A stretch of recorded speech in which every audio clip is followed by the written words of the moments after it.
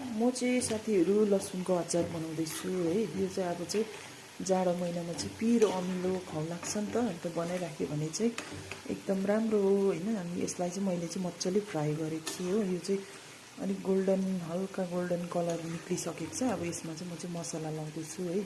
यसलाई चाहिँ पहिला ग्यास बन्द गर्नुपर्ने हुन्छ होइन।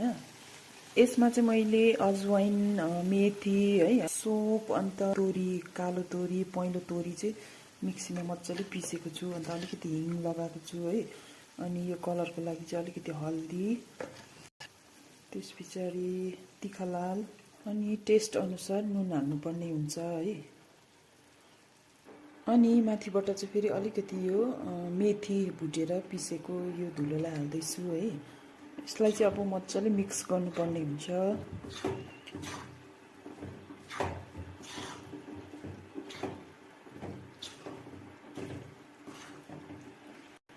अचार चाहिँ रेडी भइसकेको छ है, लसुनको अचार चाहिँ।